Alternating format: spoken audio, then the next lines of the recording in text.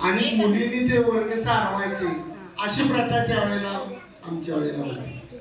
प्रत्येक शनिवारी प्रत्येक वर्गातल्या मुलांनी ते वर्ग सारवण्याचा कार्यक्रम असायचा. आणि पाठीमागची जी आज जागा मोकळी आहे त्यावेळेला परत वाघ म्हणून त्यावेळेला एक विषय होता. आणि त्या विषयामध्ये तिथं प्रत्येक वर्गातल्या विद्यार्थ्यांनी आपल्याला भाजीपाला तिथं तयार करायचा. एक त्या काळामधला अतिशय जुना कार्यक्रम त्यावेळेचा होता. आज तुम्हाला सगळ्या सोयी शाळेमध्ये मिळू लागलेल्या आहेत. तुम्ही इतके नशीबवान आहात की तुमच्या वयात आम्ही होतो त्यावेळेला आम्हाला असले युनिफॉर्म टाय वेगळे वेगळे असलं काही नव्हतं. एक किंवा दोन ड्रेस असायचा. आणि अगदी त्याच्या खाली जाऊन तुम्हाला सांगायचं म्हटलं तरी काही मुलं फाटक्याच्या डीवर येत होती.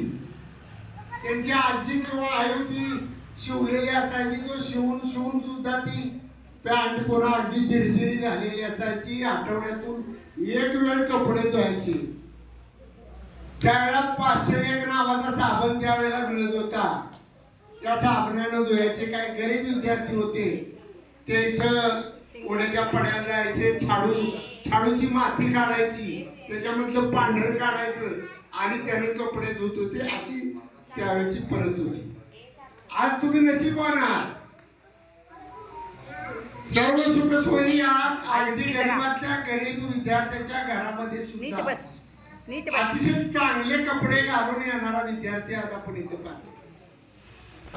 तुम्हाला शाळेमध्ये आल्यानंतर कॅम्प्युटर कसला आहे किंवा वेगवेगळे साऊंडचे सिस्टीम कोणकोणते आहेत, वेगवेगळी आज असे चित्रफिती दाखवणाऱ्या योजना आलेल्या आहेत. आमच्या वेळेला असं काही नव्हतं.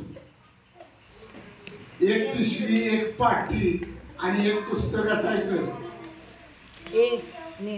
आणि त्यावेळेला मला आधी आठवते ते तुम्ही गुरुजी आमचे हयात नाही, काळमोडीचे सावंत गुरुजी आणि माने गुरुजी म्हणून काशीगावचे होते.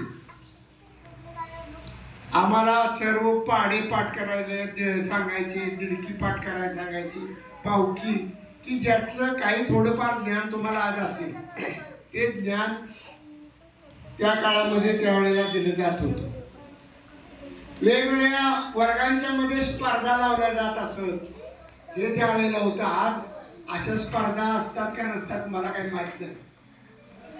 आणि ते जर तुमचं पाठ झालं नाही तर त्यावेळेला टेबलावर हात ठेवून छडी मारली जात होती किंवा बेमटाला इथे धरून त्याला उचललं जात होतं आणि त्याच्याकडून करून घेतलं जात होतं.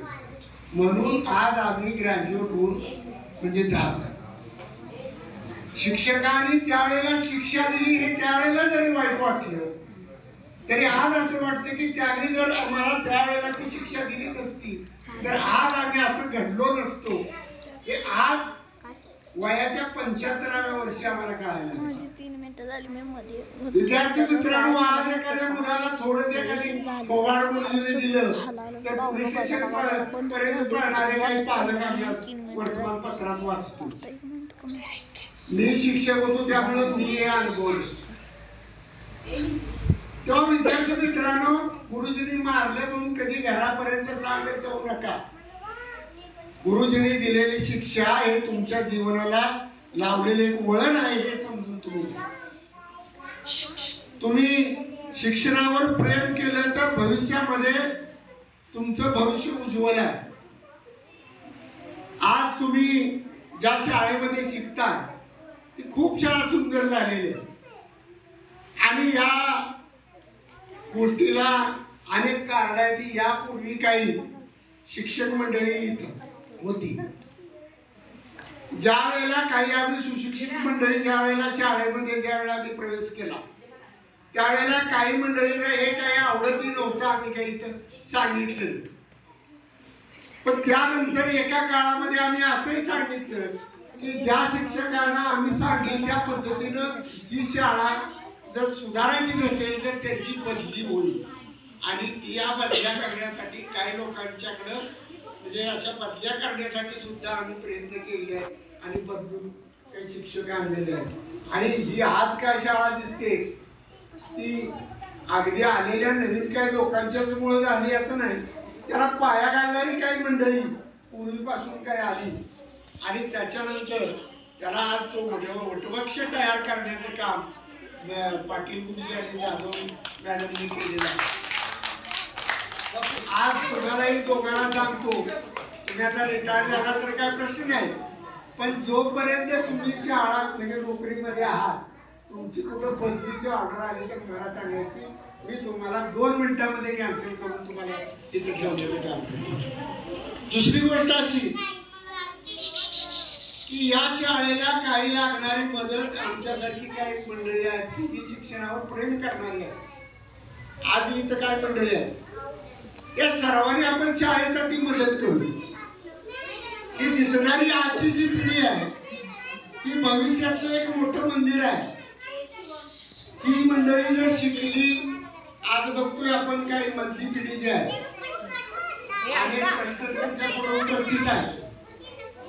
कुठेतरी पाकपट्टीवर जाते, काहीतरी खाते, कोणती ते रस्त्या गावामध्ये आपण चित्र बघतोय त्याची संचित. ती जर चांगली शिकली असती, त्यांनी जर त्यांचा पाया मजबूत शिक्षणाचा केला असता तर आज कुठेतरी ते नोकरीला लागले असते, त्यांची लग्न झाली असती, त्यांची कुटुंब सुखी झाली असती. आणि हे चित्र बदलायचं असेल तर तुम्ही आम्ही सर्वांनी नागरिकांनी या ठिकाणी